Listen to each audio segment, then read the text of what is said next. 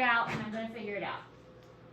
We'll just have to crunch down on some of the other things, and it's going to work. I'm going to make it work. We'll just make it the next couple units faster. Okay. And hopefully we won't have more AMI days and snow days and stuff. And yes, that was part of our problem is we had those days and that kind of. Basically, didn't have a January. Yes, exactly. January was pretty. Yes, and so that did not help at all. And honestly, 4-day weeks don't help either because that's one less day that I have to teach you, and so that makes the week shorter and less material. So yeah. Anyways, I'm gonna make it work. It'll be fine. That's part of my job.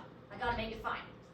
All right. Anyways, so moving on with the nervous system, we've talked about the brain and what the brain does. Now we're kind of moving on to the spinal cord and the spinal column. Quickly mentioning the protective covering of the brain, which is why we weren't really sure what the mystery sheet part was in the closet, because the brain has what's called a meninges over it, and we'll look at the meninges in a moment. But the meninges makes it difficult to identify structures on the brain until the meninges is removed. So the brain has these protective coverings, not only the scalp, the skin, and the skull, but these meninges are a very thick layer that coats the brain that provides a thick leathery covering. So it is a really thick leathery covering, and you'll see that when we do the cadaver lab next week. It really does feel kind of like leather. It's a very, very thick like sheet that covers the brain. But all these layers really compact it inside the skull. Now the other thing to realize is there's not a lot of room inside the skull. So if there's any kind of swelling within the brain, there's no place for the brain to go. So if you get a concussion or a brain bleed or anything like that, swelling on the brain, there is no room for that. So that's why sometimes a surgeon will just like cut an opening in the skull just to allow room for the brain to expand. Because sometimes that's what the brain needs, is just room to expand. Because if the brain expands and it just presses on the skull, then that's going to cause even more swelling and even more issues.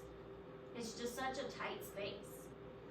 But I mean, in a way that's good because it protects the brain, doesn't allow a lot of wiggle room.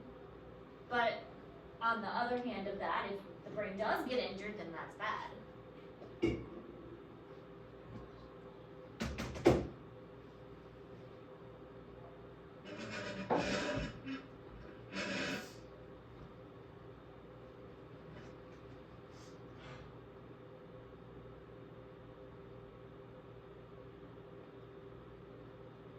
All right, so the meninges. The meninges are a series of layers, not really including the skull, like the bone, but right underneath of that.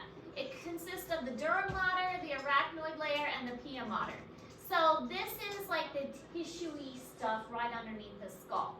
So the dura mater is the thick outermost layer. Then you've got the arachnoid layer. It's called the arachnoid layer because it's kind of like spider webby, so it looks like a spider web. And then yeah, it's a layer that looks kind of like a spider web.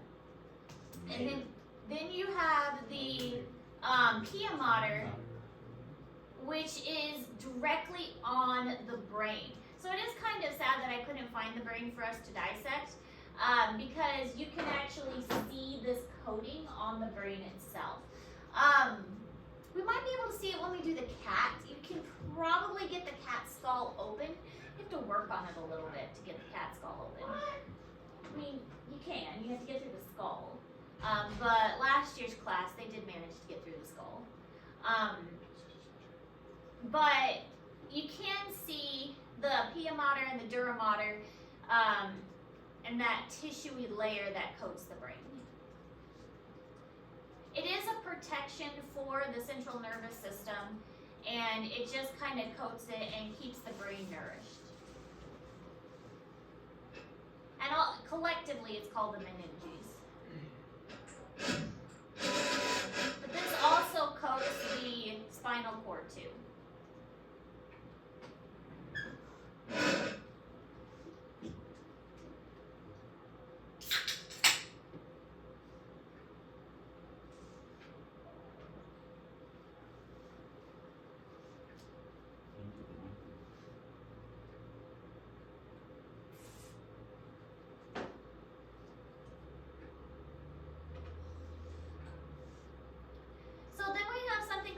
cerebrospinal fluid, we've mentioned this a little bit before. This is made in the cortex area of the brain, this kind of lower part here in this area here. This cerebrospinal fluid the choroid cortex is where it's made. This is used as a cushion, used as a shock absorber, and used kind of as nourishment and kind of a pillowy protector. And it kind of moistens the brain, acts as a go-between for nutrients and waste removal. Your brain kind of floats in it.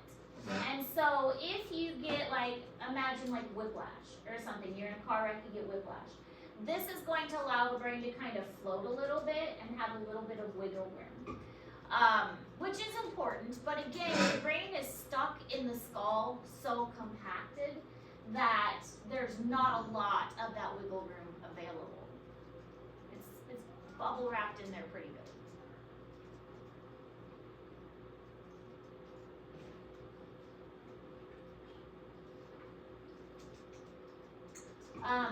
The MATC people went to the cadaver lab yesterday, and they were talking about what they saw, because we're going to the same one. They went to the Westminster cadaver lab.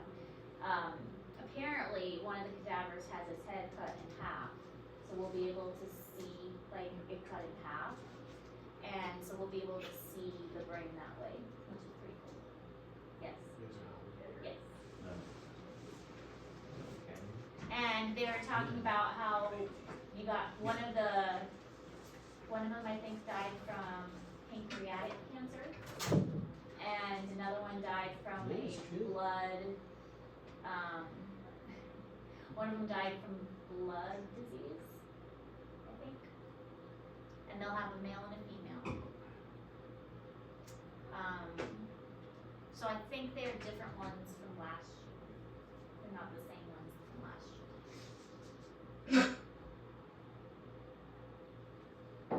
And they do let you hold the heart, because they were mentioning holding the heart and holding the lungs. I don't really want to hold anything. You don't have to. They're not gonna make you, but it is really neat. You actually have to, otherwise. Yeah, you will go with class. Yeah. You won't have to, but it is really cool. No. Once you get in there, though, you kind of disassociate that it's an actual human.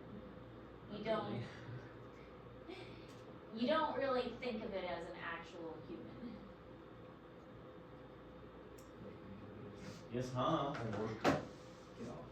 I can't. You can figure shit out. No one will take it. I tried it like a week ago. Ready? Go At ahead. work. I'm talking about the game Saturday. What time is it? 2. Two. Barrier. I'll watch it on televised. You have to pay for it, I think. Yeah, but it's still worth it. Yeah. To watch it. Make my kids You all watch played, it too. We play as good as we did yesterday. I don't You know. guys play. did. Huh? Role play. Yeah. They good? Yeah. Well, Yes. if they make districts, I'm sure they're fine. Yeah. You're in a very competitive district. It's not true. The 2 top 10 ranked teams in the district. Only because of their schedule, but still top 10. You guys are doing very good. You should be proud of yourselves. Alright. We beat Van Just don't eat Jersey Mike's. No, I'm not. If they give out, I'm not eating. Where'd y'all get Subway from? The one in Cuban City. That's where my manager was trying. What's for lunch? How about chicken noodle soup? It does sound good. What's for lunch, Blake? Probably pizzas, right? All right, so blood-brain barrier. The least permeable capillaries in the body. So that means most of the time, we'll talk about this in our next unit, which cardiovascular unit. Capillaries are very leaky. That's kind of their point, is to drop off nutrients to the cells and pick up waste products. But in the brain, they're not leaky. They are the least leaky of the entire body. So they are only dropping off what's really necessary, and that's because we don't really want to poison the brain. We don't want the brain to get a lot of toxins. Other parts of our body can handle toxins, but not the brain. So it prevents many potentially harmful substances from passing through to the brain. So of all the areas in our body, the capillaries of the brain are blocked off by these other cells that are surrounding them, these astrocytes and glial cells that we learned about earlier. They're surrounding the capillaries so that the capillaries don't leak out these other substances. However, there are some things that do pass through well, such as alcohol and nicotine and anesthesia and respiratory gases. So these things do pass through well. That's why you can get drunk and it affects your thinking. When you're drunk, your inhibitions go down because alcohol does go to your brain and you do things you wouldn't normally do when you're drunk. Same thing when you're smoking, and that's why anesthesia you can be put under really easily because those things do pass through that barrier, that blood-brain barrier, fairly easily. So for other things though, like other kinds of toxins, your body is specifically trying to keep that out of your brain so it doesn't hurt your thinking processes. Pretty cool that our body does that. Except, the alcohol one could try and block that one a little more. Blake. Yeah, because Blake is the one doing all the drinking. The kid doesn't know his stuff. That really strikes me as accurate. Anyways, traumatic brain injuries, concussions. A lot of people are familiar with concussions because a lot of you guys in here play sports or have played sports. A slight brain injury, typically like a little permanent, it's going to last for like a couple weeks to a month maybe. It's when your brain swells a little bit, it gives you a headache, makes it difficult to think, makes you kind of sluggish and tired, maybe makes your eyes like not as responsive to light. Basically it's like a small brain swelling. I got a concussion once from the silliest thing possible. The back door to our car lifts up, and we were taking our children to a parade, Garden City, and we were kind of in a rush to not be late for the parade, and I pulled the door down on my head, and I got a concussion. And it's like you get a headache, you get tired, you can't think clearly, that kind of thing. A contusion is like a little more serious. It's actual nervous tissue destruction occurs. And this is like could be brain bleeding, the nervous tissue dies. And as we've mentioned before, when nervous tissue actually is destroyed, it doesn't come back. Nervous tissue doesn't repair easily, if at all. That's why if you have a spinal cord injury or a brain injury, those are pretty permanent. I mean, concussions you can come back from those. But contusions or spinal cord injuries or nerve damage, those are serious because your nervous system doesn't repair itself. If you get like a blow to a head or a hemorrhage from the brain or a brain bleed, edema is brain swelling. Those things are super serious because the longer your brain is damaged, the more likely you are not to recover from those things. 2 summers ago, we were playing basketball. We had summer basketball, and we were in Dexter. I got poked in the eye. My eye was bleeding. And I had a cut in it. That's why I had a concussion because I was tired all the time. I didn't want to open my eyes because the light was just killing me. And I had headaches. I didn't get it checked out. I got my eye checked out because it was like bleeding and stuff. But I'm pretty I was at a wedding, and I was bored, so we were at a ranch, and it was 4-wheelers, so I took one and put my My little cousin wanted to ride, so he was riding on the back. We were riding in a pasture. It was kind of pretty loose. It was getting it through there. And then there was a water runoff ditch. You see? No, because it was like 10 feet deep too. And I just hit it, and we were going kind of fast, so like the front of the four-wheeler hit the front. And so we both flew off of it. I hit the ground and got knocked out, and he was still up. And I got up like 2 minutes later, and he was still crying. And the four-wheeler was flipped back over. And everybody was running. I was like, what happened? I didn't know where I was at. And I had LA 300 all over me because there was a bottle of it on there. So I was, and then we went back in there and they had a black light where they were dancing. And I was glowing in the dark in LA 300. And I just wanted to go to sleep. I didn't know where I was. Like, You why probably had a concussion. why am I here right now?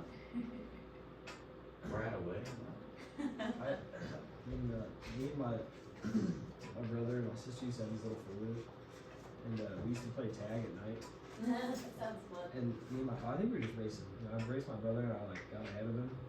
My sister was parked out in front of us. And I'm just like turned around looking to see where my brother is, and I hit her four-wheeler, her parked four-wheeler, which was 2 times the size of mine. And I flip over the front of it, and I don't remember like flipping. I just remember waking up and be like, and I was crying. And I had a dirt bike. I was Not like the 8. flipping part. And I hit a pothole in my little 50cc dirt bike going like 30. And then it goes 5 feet up in the air when it hits the pothole because the pothle's so big. I land on the ground. And then the dirt bike comes back down and lands on my leg. And it's just burning my leg. And they're sitting there laughing at me like, why are you laughing? Oh my goodness, you guys make me nervous to have boys. You'll be alright. Liz is trying to get out of here. Boys that are older. You'll grow up on a farm. I feel like Yeah. Boys that don't make wise decisions all the time. Alright, so here are some images of brain injuries. The red are obviously the parts that are not supposed to, they're not supposed to be red. This is an example of whiplash again. So when the head goes forward, the brain goes back and rams into the back of the skull. When the head goes back, the brain goes forward and rams into the front of the skull. So now when whiplash happens, you get brain damage to the front and the back of the skull. That can cause swelling inside the head and injury inside. So not only like with whiplash can you hurt your neck and your back, now you've got a brain injury as well. Here is a contusion. Remember, the contusion is more serious. This is different types of imaging. This is what it would look like on just a black and white imaging and the swelling that you see here. And here's another one with more colored imaging. This is actually like tissue death that has been experienced. So this tissue is not going to come back. The tissue may regenerate a little bit, but again, nervous tissue really doesn't regenerate much. So that tissue is gone, and if it regenerates, it's just going to be a little bit. So here's an intracranial hemorrhage, and so this is a brain bleed. You can see the swelling is pushed up against the side. It's not supposed to push up against the side of the skull like that. Here's some other examples of brain bleed. It's going to cause this swelling. So like I said before, a surgeon is going to go in here and try and stop the brain bleed and open up the skull to relieve the pressure, because the more pressure that's put on the brain, the more damage that's going to be caused as well. So they're going to want to stop the bleed, and they're also going to want to relieve that pressure as well. So here's edema, which is just brain swelling. Edema means swelling. This is what a normal scan is supposed to look like. This is a CT scan. This is what the brain swelling is. These are the inner folds of the membrane, or the midbrain. And this is showing there is no midbrain present. So all of the wrinkles of the cerebrum are completely gone, and on this one. So this is the normal brain with the cerebrum folds, and this one doesn't have any of those folds because they're all swelled, completely gone. And these lines are compressed as well. The brain is completely pushed against the sides of the skull, so there is no available space. because the brain is so swollen. So that one, the brain definitely needs to have the pressure relieved. Alright, so a cerebrovascular accident, or a CVA, is a stroke. The blood circulation to a brain area is blocked, and the brain tissue dies. The brain needs constant flow of nutrients in the form of blood. So even though the blood-brain barrier is not very leaky, it still needs that blood. It still needs the access to that blood and that nutrients and that oxygen. So if you get a blood clot in the brain, it's going to block that blood flow, and it's going to cause that tissue to die. And this is the same way, like we'll learn if you have a heart attack, it's because you have a blockage in the heart that is preventing blood flow to the heart. Well, this is the same idea. If you get a blood clot in the brain, it's preventing blood flow to the brain and causes a stroke. So if you get a stroke, then it's going to cause possibly paralysis on one side of the body or the other. It may cause damage to the speech centers, especially if it's on like the left hemisphere, for instance. That's one of the areas that's going to cause a big speech issue. Drooping of the face is a major sign of a stroke as well, especially if it's on one half of the body. So it could result in death overall as well. Sometimes people can come back from this or learn to cope with this, especially if the stroke just affects one half of the body.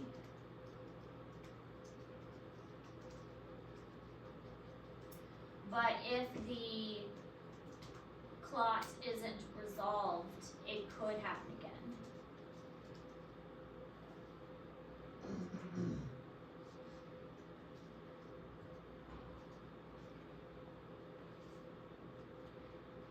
So on your test, you will need to know, there'll probably be a question about spina bifida, like a specific one about spina bifida, but then you'll also need to know about 2 or 3 other conditions besides spina bifida. So just kind of keep that on the back of your mind to be prepared to answer questions about at least 2 other conditions besides spina bifida.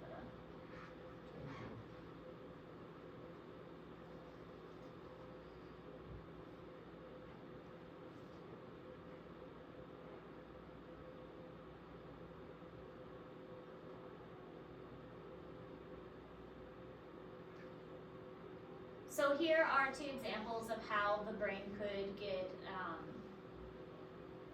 like a clot could cut it off. In this case, you can see the damage was damaged here.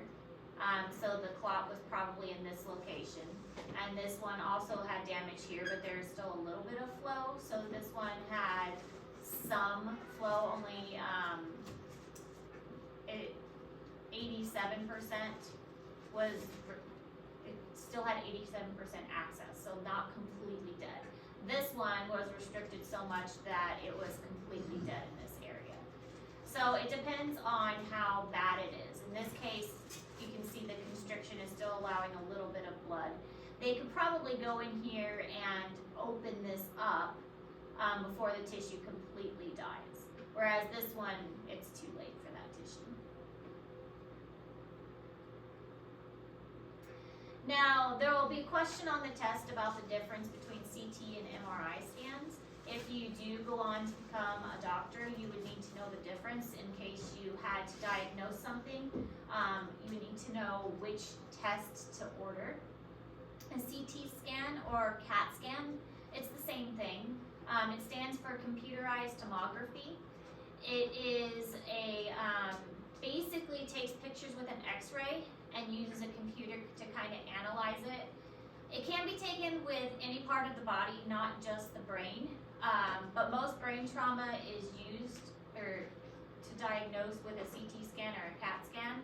There's also an MRI, which is a magnetic resonance imaging, and this uses magnets and radio waves.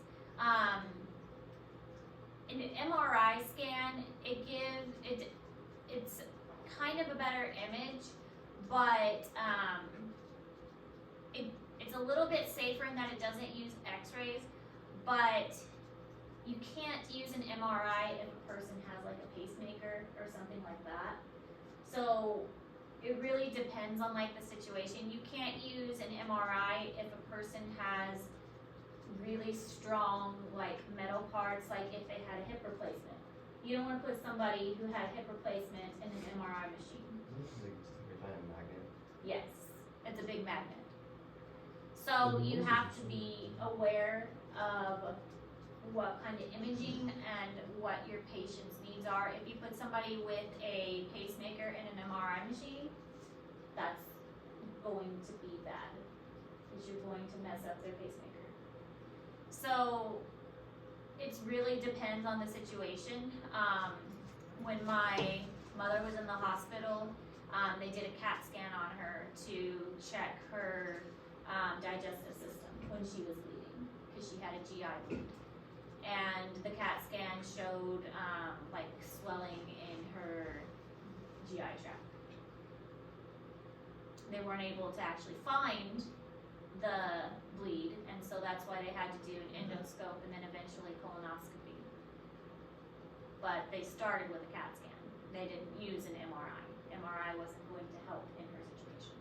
So you have to know which scan to use for which situation.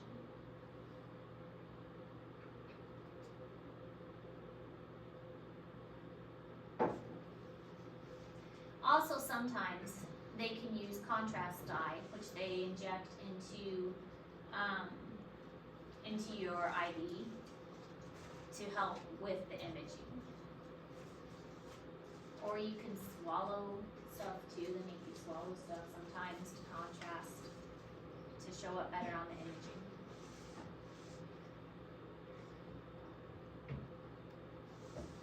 So here is a side-by-side comparison of a CT scan versus an MRI scan.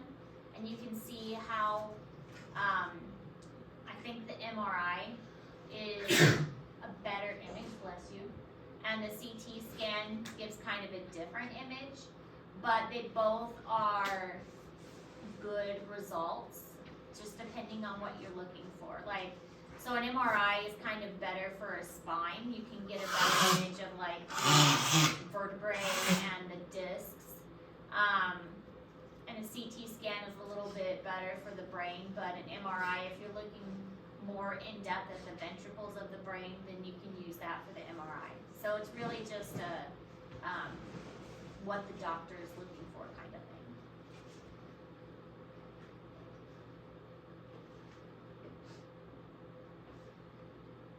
All right, Alzheimer's disease. I'm sure a lot of you have heard about Alzheimer's.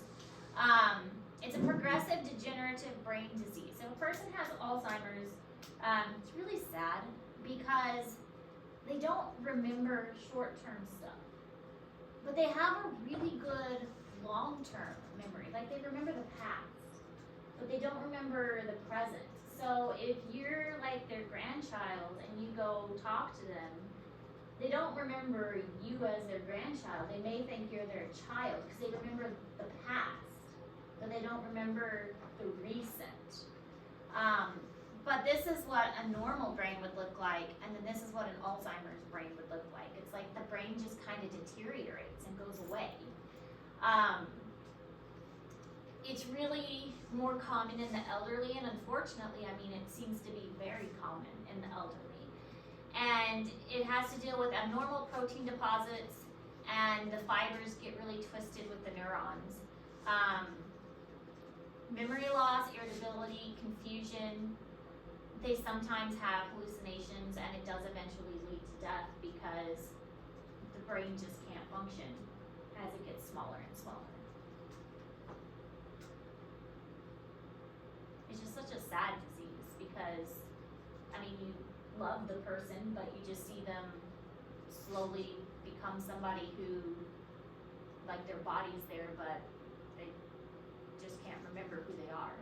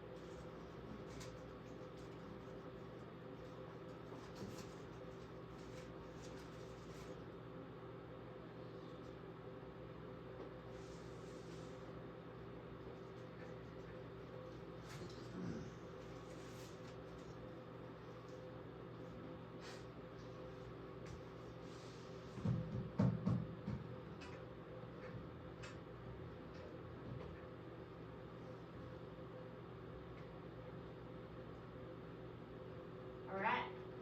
That's all the notes for today. We're gonna stop there. Give the rest of time to work on your lab. But I am gonna go ahead and tell you about the new assignment. It's gonna be due next week.